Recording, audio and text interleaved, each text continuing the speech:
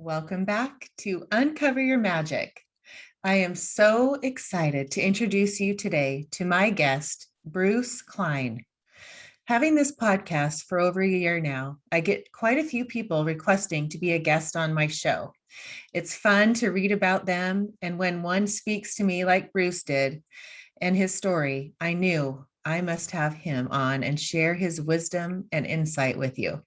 As most of you know who listened to episode 63 with Gary Temple Bodley, I am taking his Ascension course, and it has opened my eyes in so many ways. When I look back at my previous episodes, I see a trend. It's the people and the lessons at the perfect time that I am attracting to me because it's divine timing and I'm ready to learn from those teachers. The one constant theme is love. We are love. And if you can have a lens of love in every aspect of your life will shift. There really is only love or fear. Watch your reactions to things or things that trigger you. That is fear.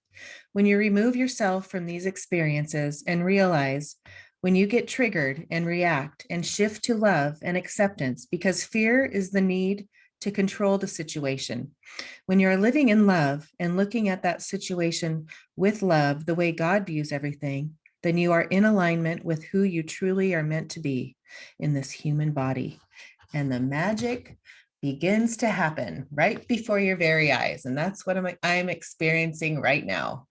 I am realizing it gets easier and easier to catch myself when something is irritating me or making me frustrated or any of those negative emotions. It's so empowering to realize how focusing on love without any judgment of where anyone else is on their journey, then life just keeps getting better and better.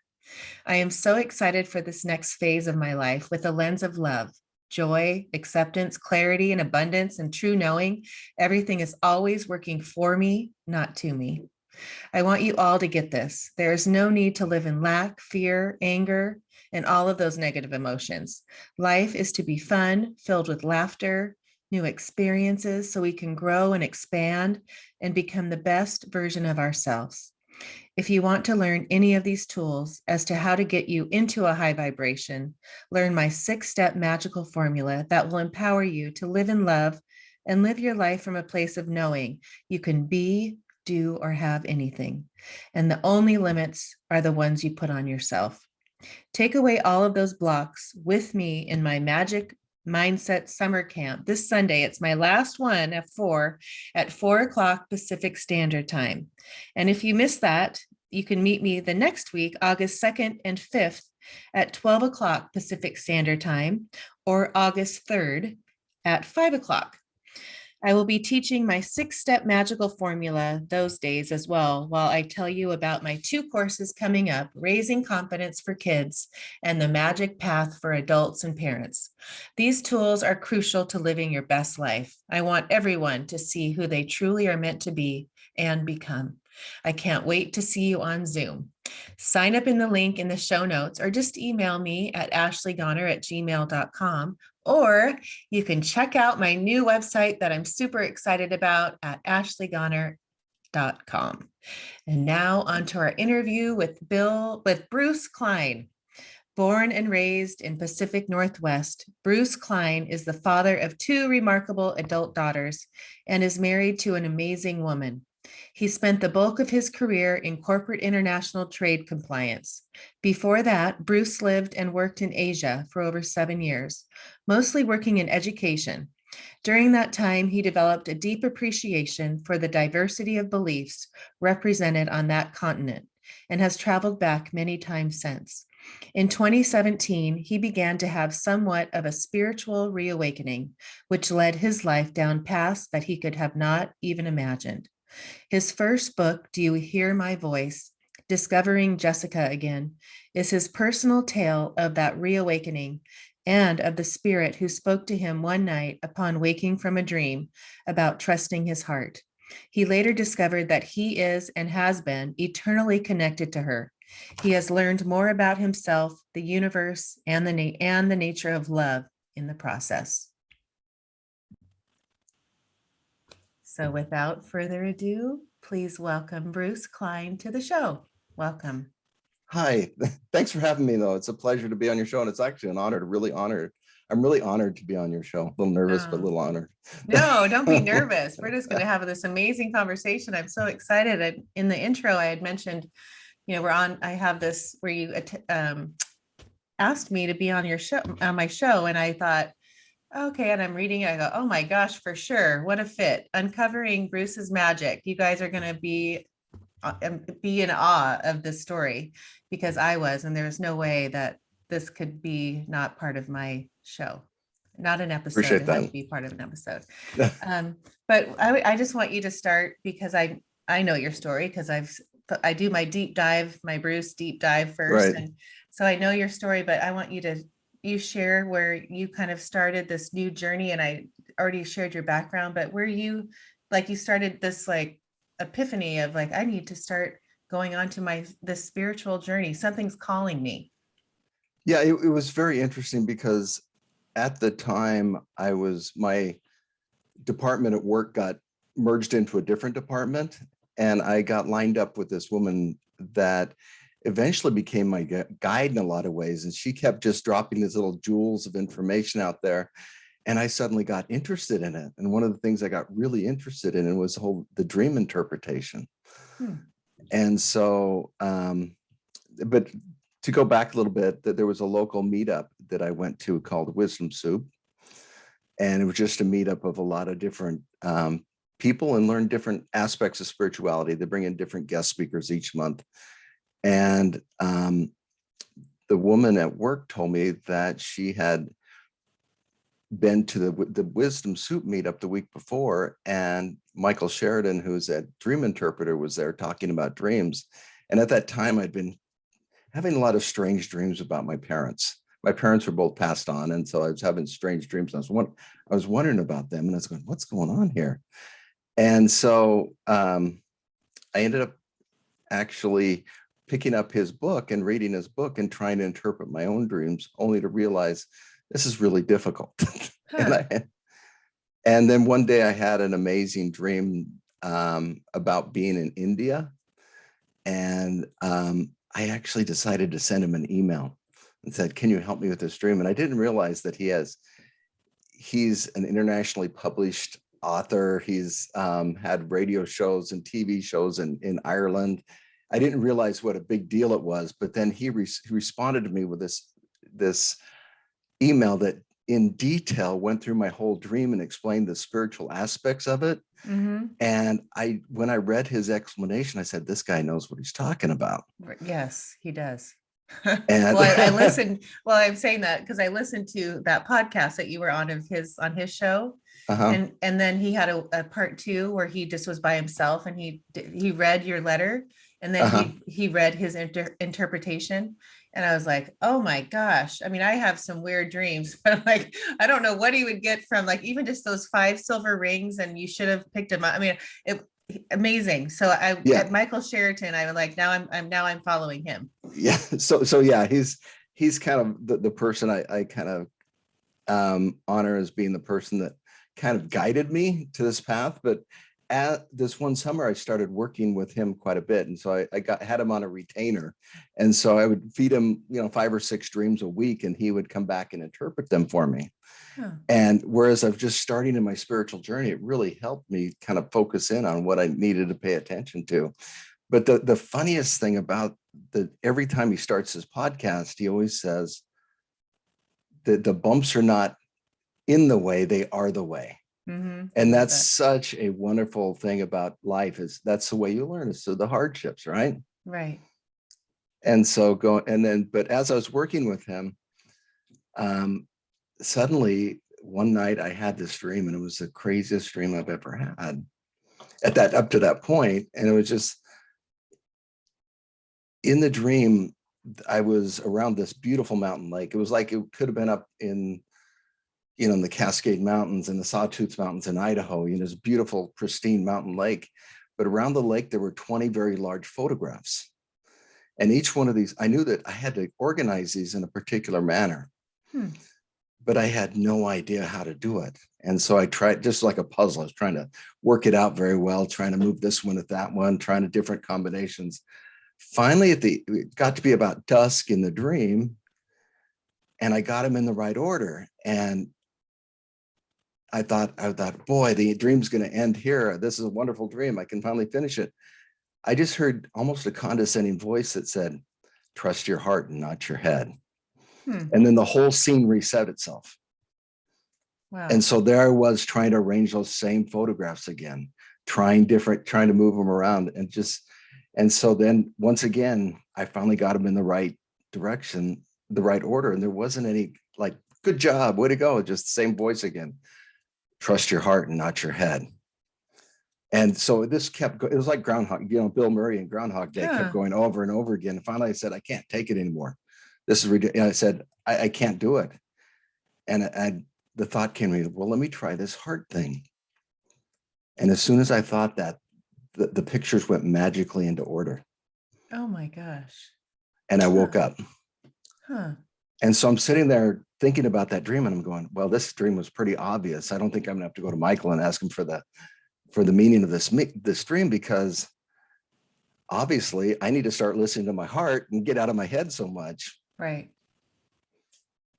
Well, as soon I woke up there and I was sitting there trying to get back to sleep. It was about, I looked at my phone and it was 2:10 on a Monday morning. I knew I had to get up at 5 o'clock to go to work that day. And as I was lying there, suddenly I heard a voice. And this voice was very different from anything I'd ever heard before. It was almost like a forward track of each word layered over a reverse track. It's hard to describe. And it's like I could hear the sound coming at me before it hit me. And the voice said, my name is Jessica. And she said her last name too. And I'll tell you later why she didn't say her last, but she said, I will be guiding you to the next phase of your life. Do you hear my voice? And that's kind of where the title of the book comes from, is that the first thing she said to me, do you hear my voice? And I looked around and like, I said, yes. She says, this voice is different from your voice, right? Can you hear the difference? I said, yes, I can. And he says, when you hear this voice again, you'll know it's not your voice, but my voice talking to you. I want you to remember, it'll be very important to you. And then the voice was gone. There's been so many times I've kind of thought, oh, if I would have had the consciousness to start asking questions at that time, but the voice was gone. And so I was laying there in bed going, what in the heck just happened to me? Was this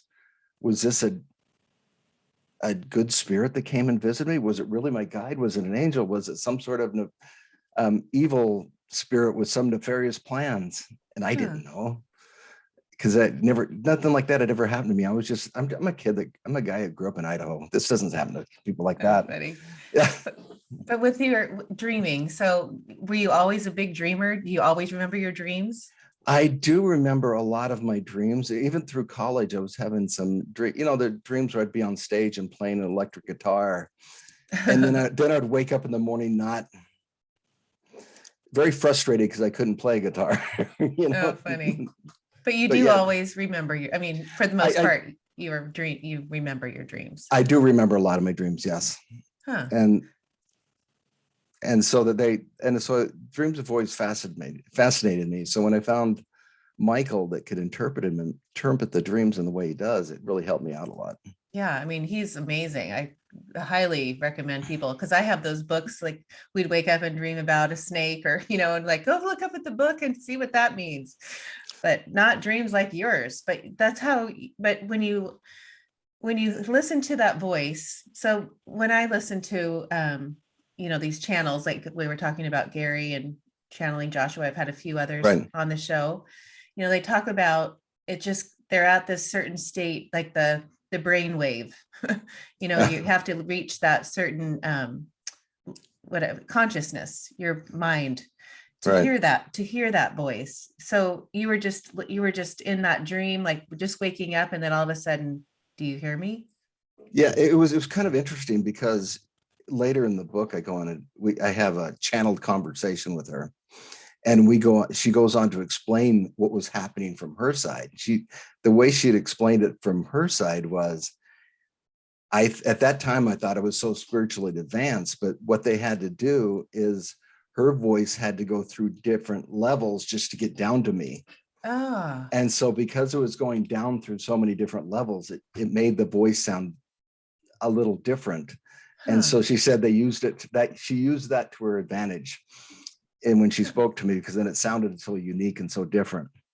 huh. So what is your, so you ask, now you channel Right. Jessica, and how do you get to her? Like if you were going to have you're going to have her answer questions. How do you get to that place? Is it just come like super No, fast? in some cases when there's sometimes when she's kind of slapping me in the face saying, Bruce, get to work. You're not doing what you're supposed to do. But there's other times in which I have to raise my vibration quite a bit. Okay. And how do you do And so that? I I ground myself, and then I start doing meditation to raise my vibration to get to the point where we can communicate. And a lot of times when I do communicate with her, like for the book, I actually sat down and I would type out a question on the computer and just kind of wait for the download come. And then as soon as the download come, I just start typing the answer. Okay. Oh my gosh. I've just, even the other day I had a interview with the channel, and it's just they're it's like I looked back at my episodes, and they're kind of in this, I know it all comes in the right time and what I'm Mhm. ready to learn. And it's like all of a sudden I'm like, this is where I'm at. This is what I'm supposed to learn. But I want you to talk about what you discovered about Jessica and the twin flame and all that stuff, because I've learned about that, and that's amazing. Yeah, it's and I don't really know whether twin flame is the right term. I know that there's an eternal connection between the two of us. Right. And so I think sometimes twin flame gets misused a lot by a lot of people. And a lot of people Hmm. think that the next person they meet, oh, that's my twin flame. And that's got to be my twin flame. I Oh, liked him funny. when I first saw him, but with us, it's very much different. What's interesting is after that dream, I was trying to determine who this Jessica was. And I was in a channeling class at the time. And so I went to the class and I asked the class, I said, is Jessica a guide, or is she some sort of nefarious spirit after me? And they all came back and said she was a guide, but my teacher that time could tap into something a little higher than that. And Hmm. she came back and said, I'm not really sure what this term means, but I keep hearing twin flame. And so as she says, you might want to look it up in the internet. Google it. So yeah, Google it basically is what I did. And so the class got over, I Googled it and found out, the definition of twin flame, which is, a lot of stuff out there. But in essence, I found out what that connection was. The very next morning when I woke up, it was another Monday morning again. I woke up, and as I was reaching for my toothbrush, suddenly I heard clear as day Olivia Newton-John singing "I Honestly Love You" in my head. Wow. I didn't have any earbuds. It didn't have my AirPods in. I didn't have any earbuds in. It was just very clear. And I just thought to myself, well, that's random. Where did that come from? Wow. Huh. And as I was sitting there going, all of a sudden, this almost like a arrow point of thought came into my head. And I said, you don't suppose that's Jessica, now that I know this twin flame concept? Right. And so that day I went to work and I was like, I was useless at work. I should pay him back for my day at work there because I was trying to figure out who Jessica was. And so about halfway through the day, Michael had told me earlier that she seemed like she was a newer guide. Hmm. And so I thought, well, she's a newer guide. She must have died in the last several years. Oh my gosh. So I started Googling. Once again, I Googled her. And luckily I had her last name. When she introduced herself, she used her last name. Huh. And I didn't realize why at that time, but I did then, because then I could narrow it down quite a bit. And then it ended up where I found at least 10 people with a similar name who had died in the last 10 years.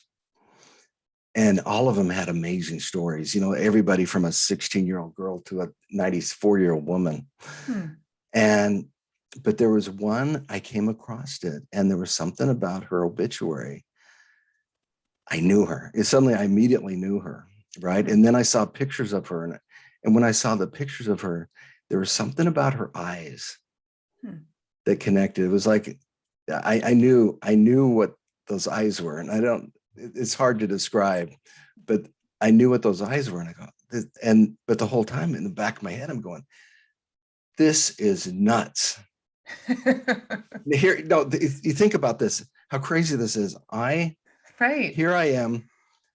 I am kind of developing a relationship with a dead woman I never met before. In fact, I've never been within 200 miles of where she was probably in her whole life. Right. Oh my gosh. And so I was like, this, and then I seriously thought I was going to go crazy. But that night, as I got home, the kids are in bed, my wife's in bed.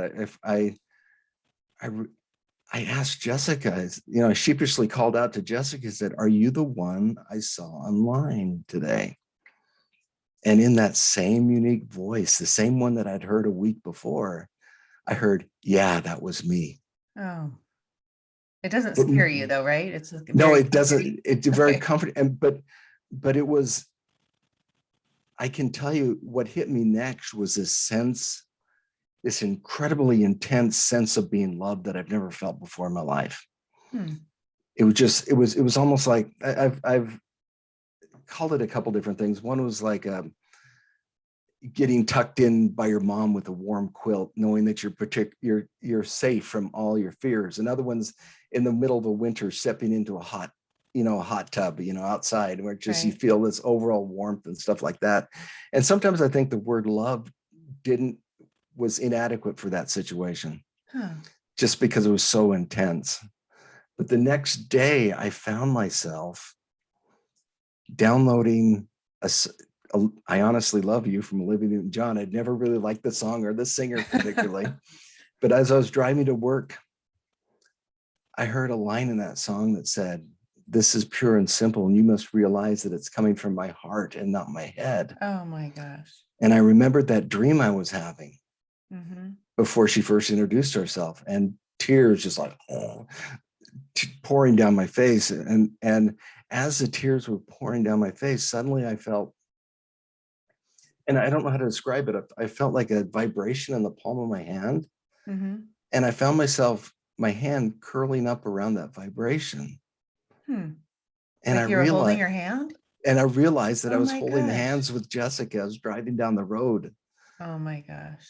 And it's just been it's been very intense for that whole while, because like I said before, there was points along the way that I thought I was seriously going to have to check myself into the mental institution, because here I have this story where I have developing a relationship with a spirit I never met in my life. But at the same time, it's such an incredible experience, Hmm. and something I never felt before. When you have that, so what is your, now that you've had this experience for the last 3 or 4 years, when you go back to your dream, when you're sleeping, are you in a different dimension with her and she's like she's the teacher and she's like orchestrating these dreams? Yeah, I've often wondered about that one, because just one I had the other day where I know that she had to be orchestrating it, just because I was shown a sign. And literally someone held up a sign that said love. Huh. And they held up the sign that said love, and the person holding the sign said, "This is your life purpose." Mm-hmm. And that was a whole dream. Wow. Yeah. See, I mean, like, we talked before, but, knowing that it's either love or fear.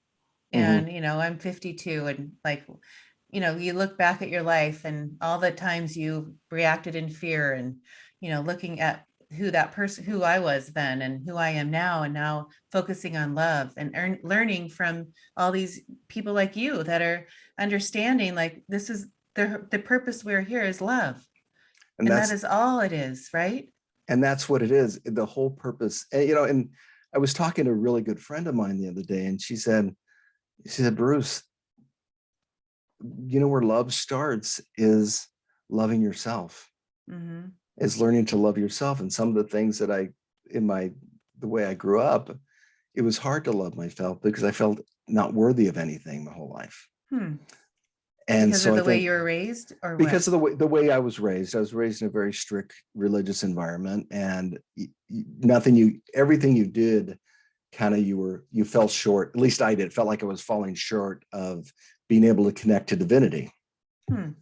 And so and my parents were very much believers, and so it was strictly enforced. But I never felt I was worthy of that kind of love. Huh. But Of now the love through of God, you mean? Like, the love of God, because especially as a young teenager, there's a lot of things young teenage boys do that aren't necessarily to keep your mind pure and healthy, right? so, so I always felt like I fell short of that. But one of the things that this whole experience has taught me, that everybody's worthy of it. Right. And it's kind of everybody's. And I've through this whole experience, I've kind of changed my perception of what karma is. Mm-hmm. To me these days, karma is kind of the stuff that you decided you wanted to learn while you were on this earth. Yes. Oh, I love that.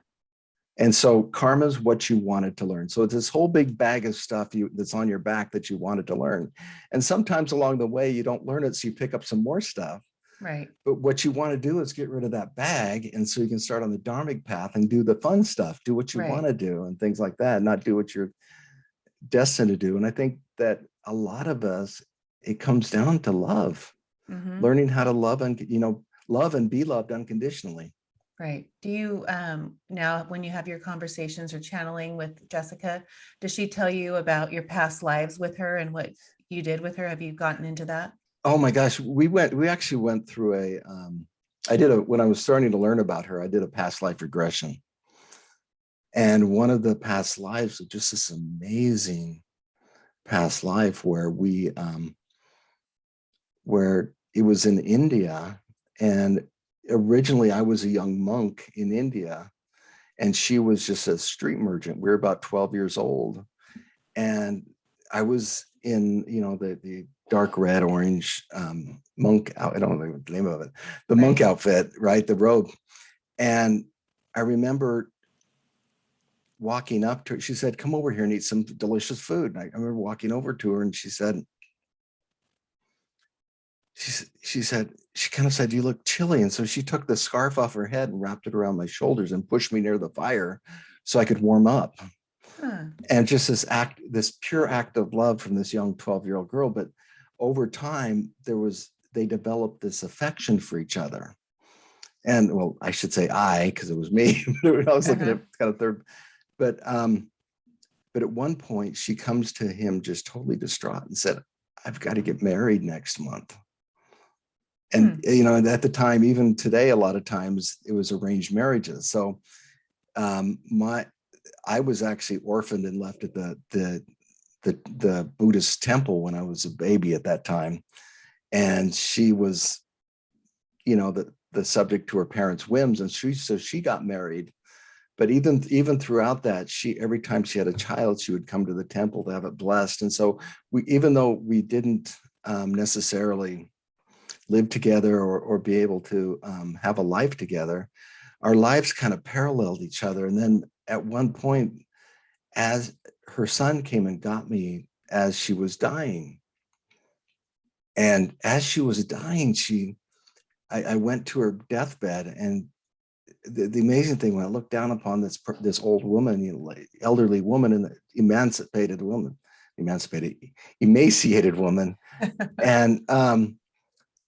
and she looked as beautiful as she did that first day I saw her in the Huh. marketplace. But then she suddenly she grabbed my hand and pulled me closer. And she whispered in this breathy, almost inaudible voice, she said, "I've always loved you." Oh. And I turned to her and said, I you." Hmm. And with that, she died. Huh. And just an amazing experience that we had, even though we weren't together. We lived at the same time. And other times um, this one came to me just kind of as a sudden surprise, where I was meditating one day and just got this clear view of one of our past lives. And I was actually an English soldier during World War I who was dying in an old church, a makeshift hospital. And to me at that time, this most incredible, this beautiful nurse came up to me and held my hand. And looking back at it now, I knew that was Jessica. But she was able to walk me at that time. She comforted me and she walked me into the light. She's the one that helped me walk into the light as that dying soldier. Oh, wow. When you have these experiences with Jessica and you're believing it, because you could have at that moment not believed it and just went to work that day and said, right, that was weird, I'm not going there, right. Absolutely. But you're believing it because you're ready to, like, do you call it like you're would she tell you your soul is ready to be on this new path of discovery? Or why are you listening to it at this stage of your life in 2017? Or when was Well, it? it was about 2018, but yes, I don't know, but I just know that there were a lot of forces preparing me in the background. And there's a lot of things like getting moved into the department with my friend Shelly, who started dropping these little jewels of information about a spiritual life and stuff like that, because we originally bonded over a positive mental attitude book. Right. And so we're talking about this mental attitude book. She was getting excited about it. I was getting excited about it. And so she, but one day she pulls out these crystals and said, oh, look at all these crystals I have. I'm going, oh, this lady's crazy. I can't believe she's doing this. But now I find myself with a stack of crystals in my house, you know? Yep. Oh, I love that. But it just, I think when you need it, and if you're open to it, these little gems of information will appear on your path. Right. I think of, well, I've seen someone keep saying, meditate. That's when I found it. That's the secret. Meditate.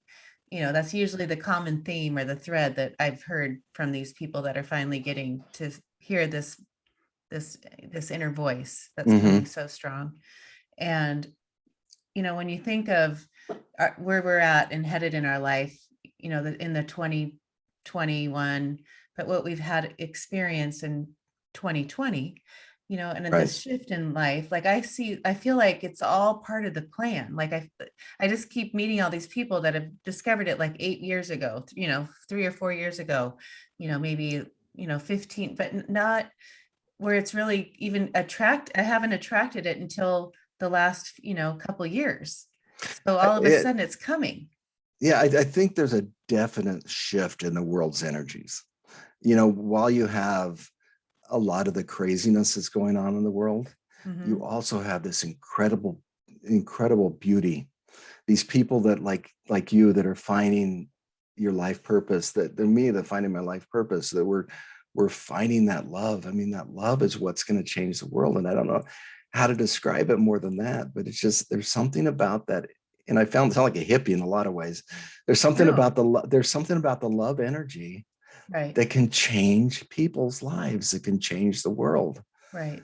Like the one guy, oh, sorry, but this one man I interviewed a while back, he was explaining that his Jessica sees us going to the age of Aquarius, and that's when he said you're a hippie and it's all love and everything. Right. But that's where, like, maybe not in this body in our life that we will see that, but I feel like we're shifting to something on that scale, right? Because absolutely. And that's why I said I doubt it will happen in our lifetime, but we're like the pioneers, I think, in a lot of ways of what's going to happen on the earth.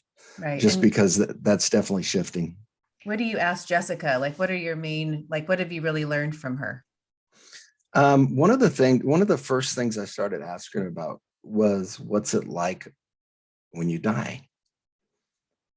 And so in the book, we go through this whole explanation about what it's like. And I said, I asked her at what point did you remember me? And she said, and one of the things she said, you got to remember, time's not relevant. So what I'm talking about, I'll talk about in the terms of time, but time's not relevant. Right. And she That's the said, hard part. Like yeah, every time they say it's not, there's time is not real. Like, okay, I got to get into that. Like, okay, there's really no time. This life is just a now a blink. How do you describe it?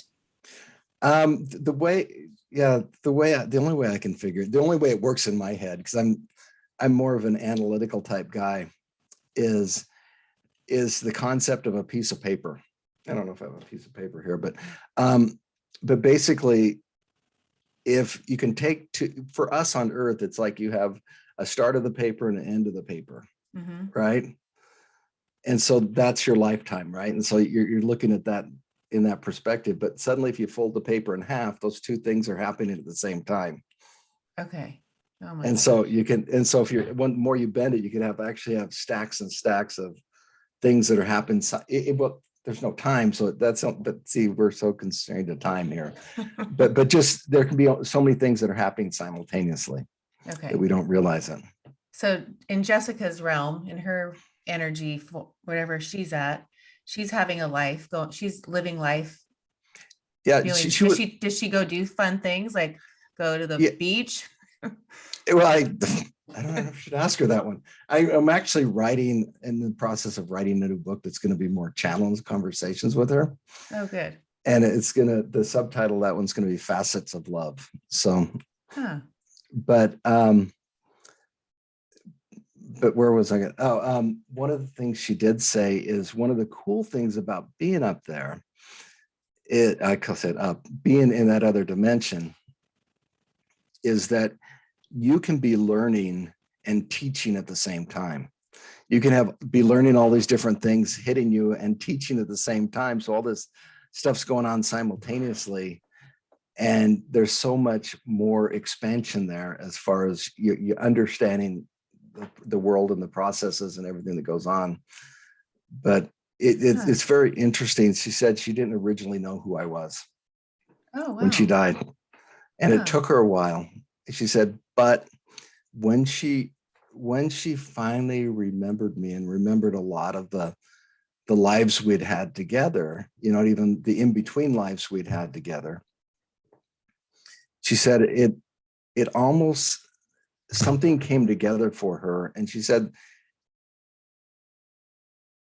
on Earth, well, in English, there's one word for love, pretty much, love, but there's a lot of different expressions of love.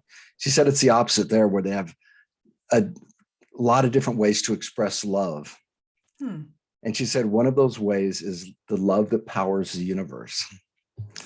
And she said when she remembered me, when she remembered the whole scan, the global immensity of what this universe is, that's what she felt, is the love that powers the universe. Oh, wow. So when she's looking for you, how is she connecting? Your vibration? She's looking for. The way we connect is, it's kind of interesting.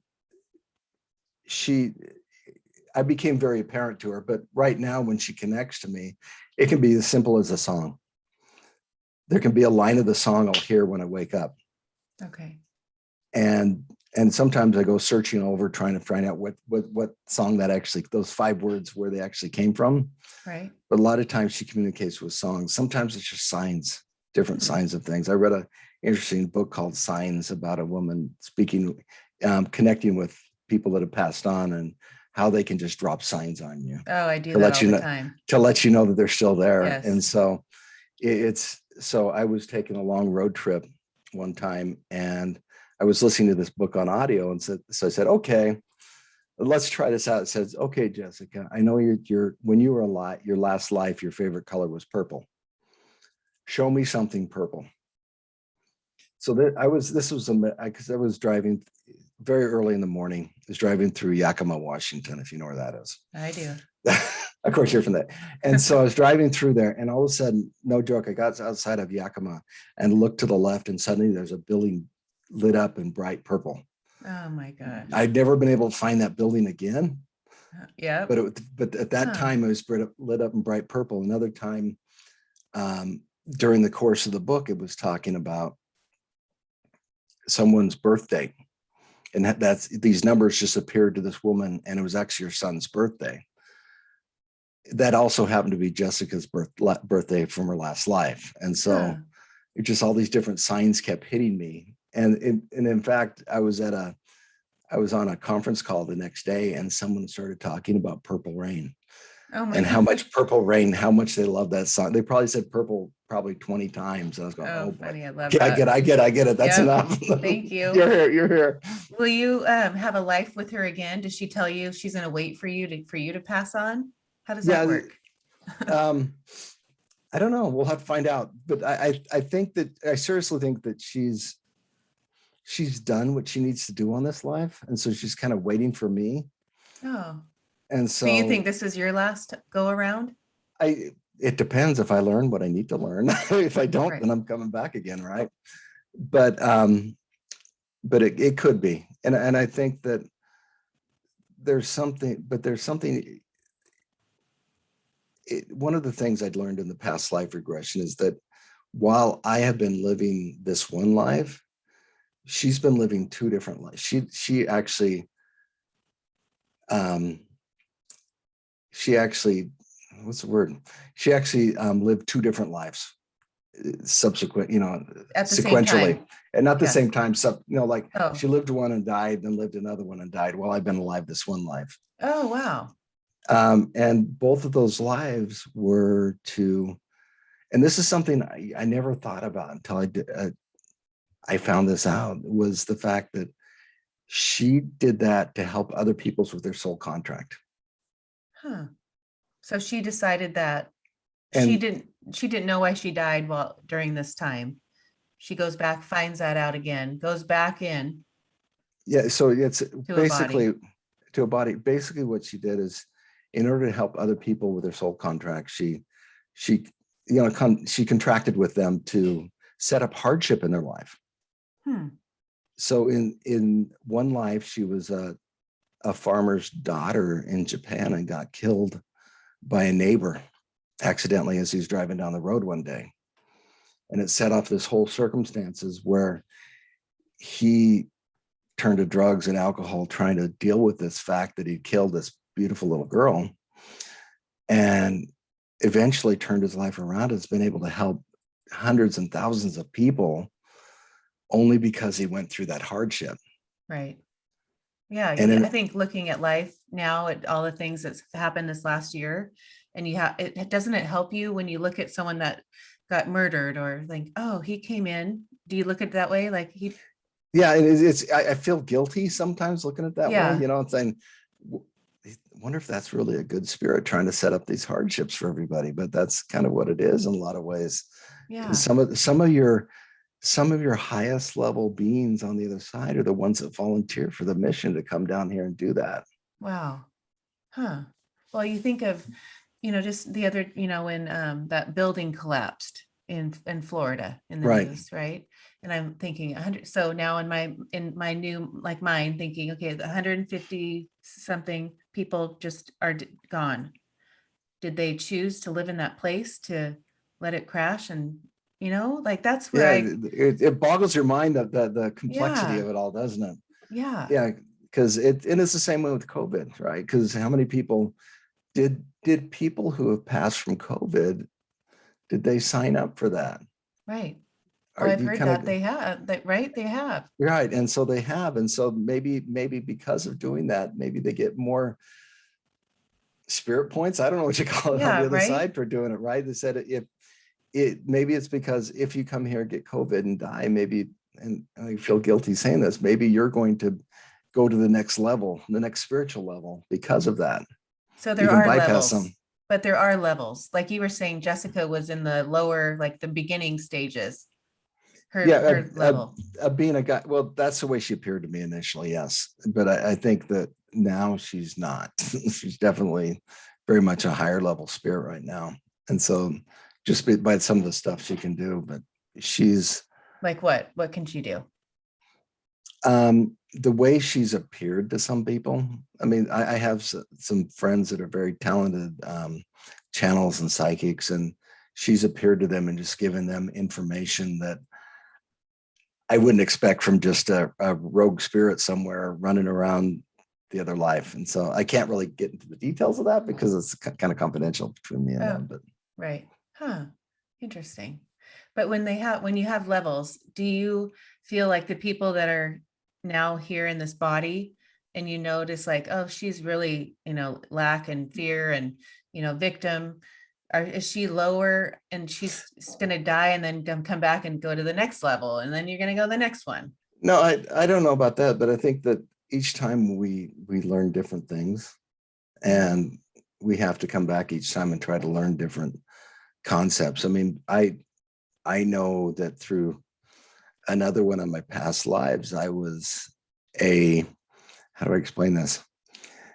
I was a prostitute in the Old West here in the Oh US. my gosh. How funny. And so it was just something I needed to experience from from a male energy side. I needed to understand that some of that female energy and what that meant to be abused in a lot of cases, right? Mm-hmm. Huh. And so just to understand that.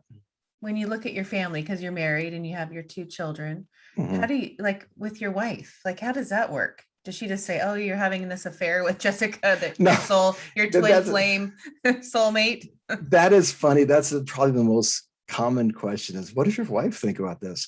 And the only way I can explain it, our love is different. There's two different kinds of love, and I sound like I'm a guy with his mistresses, right? Oh, I got this with my wife, and then I got the mistress, but not really. But but my wife grew up with her uncles who were very spiritually connected. They could see spirits, lost soul, earthbound souls, and they would help earthbound souls pass into the light. And so she grew up around that. Oh, And so good. when I told her I had a twin soul and we were having this kind of a relationship, so well, it Oh, well, that's great. was more Yeah, I of would. that kind of acceptance of it, because it's not up to this point, it's never really been anything, although the feelings are intense. It's nothing sensual or Right. sexual about it. It's more of this pure type love Love. more Right. than anything. But when I was telling you before we hit record that I write a letter to my dad and God, Right. and I did Jessica and I did my guides and angels, and he started to cry. And I was Yeah. like, oh my gosh, we haven't even started this interview. And he's No, already like, he no, really it's is just in love with this woman. sometimes I just get very touched because I mean, if you think about it, if you've been with the same soul from the beginning, from almost the beginning, right? Mm-hmm. And you've had numerous lives together. You've had in between lives together.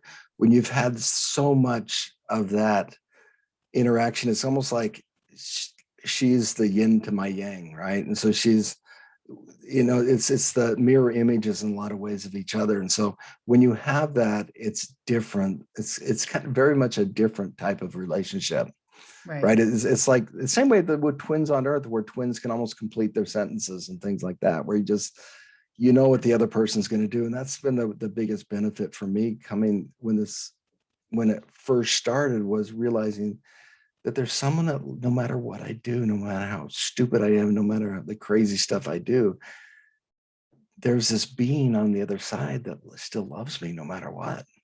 Wow. And that's really comforting. Right. Oh, I'm sure. But when you think of your life now with your wife and your children, does she say, oh, you chose them because you're learning lessons from them? She chose to be your wife and your two children. We haven't had that conversation directly, but I would imagine that's what it is. I know that talking to another friend of mine, she said, who did a little delving into my daughter, and said, one of my older daughter chose me Hmm. because she wanted to work with me. Basically, we're part of the same soul family. And I think that's what it is. Right. We're all part of the same soul family. And so we came together and we said, oh, because you're going to be the dad this time. You'll be the mom, different. You'll Right. be my wife. And so it's just trying to set up situations where we can learn what we need to do. Right. And we all have a mission. Like we have this plan. We have free will too, though. So how do Right. you could have not listened to Jessica and you could have just said, that's ridiculous. And I'm just going to go to work now. I'm not going to Google or whatever. Absolutely. Absolutely. And I would have still been where I was before, but because I did listen to that, it's changed my life. And I can say there's been points along this way, especially writing this book, where I think that I'm crazy. You know, and I imagine a lot of people that I know think I'm batshit crazy, right? Right. I'm nuts, right? That's Bruce. He's kooky. But the more people I talk to, the more the story really resonates with people. Mm-hmm. And I can tell you the week before I published it, I woke up every night in terror Like, because I what are thought, people going to think or what? what are people going to think of me? And here I'm going to tell that I've been someone who's put up the walls my whole life, and now I'm going to just lay it out here Right. and know that I'm really this crazy guy that believes in spirits and actually believes that I'm in love with the spirit. What are they going to think about me? And but I can tell you, it almost felt like, and the only way I can describe it is walking in the middle of Times Square, taking off all your clothes and just letting everybody see all the fat rolls and everything just hanging out there, and being okay with that. Right? There's something that's very scary, but there's something very liberating about it Liberating. Yes. at the same time. Totally. And so when you get rid of start pulling off those masks and everything like that, there's something that's so liberating about that, and just being myself and Right. being the person that I've kind of felt I was the whole time. And I think that's the Yes. best part of this story is it's allowed me to express, not hide who I am. Right. And you've quit your regular job, right? This is your focus right now. Well, I am doing some stuff part-time in the industry I was before. And so I Okay. am doing that stuff because there's something called health insurance. It's kind of Right. that helps to have a job here in the US to have health insurance. But yeah, it's, for the most part, yeah, I'm doing this full time. I do some channeling work for people, and I help, I do some spiritual work and stuff like that. Um, it is um, but it is a different set of lifestyle. It's a different lifestyle for me because I've been someone who's been in the corporate life. I was in corporate compliance my whole life, and done all this, very nerdy type stuff. But to hear work as an entrepreneur is like a whole new thing for me. I'm going to sell a book. If people are going to buy my book, what do I have to do to buy the book? And I mean, just to even write a book. That's amazing. Like that was probably a voice you listened to. You're like, okay, I guess I'm going to write a book. yeah, can I tell you a crazy story about how I finally decided to write the book? Yes, please. I This book starts off with me actually driving down and visiting Jessica's grave Oh my gosh. because I found out where exactly where her grave was, but I knew that at some point I had to go down and pay tribute to the previous life that she'd had, because no matter what kind of the spirit we have, that flesh and blood person impacts a lot of people. So I just felt like I had to go down and visit her grave just to pay tribute to her. Mm-hmm. And so it's kind of where the book starts. But after that experience, I kind of typed up something on Facebook and was telling some friends what I had just done. And one of my friends came back and said, "Have you ever thought about writing a book about your experiences?" And I thought, no, why would I do that? There's so many would-be authors out there, and their books are just lining Right. the shelves that nobody will ever read. But then the following weekend, I was at a spiritual seminar, an all-day seminar. And one of the first activities we did, we were kind of feeling other people's energies and trying to figure out where they might need to have some energy cleared in order to have the energy pull into their body. Mm-hmm. And as I was scanning this woman I started was just someone sitting across the aisle from me. And we talked briefly before, and she just mentioned that she had raised 32 children in her life, most of them with special needs. It's just like this incredible Wow. woman, and she's now retired. The kids are all grown up and stuff like that. I was like, and so as I was scanning her, she turned around and stopped and looked at me and says, "I don't know what it is. I don't know you, but have you ever thought about writing a book?" Hmm.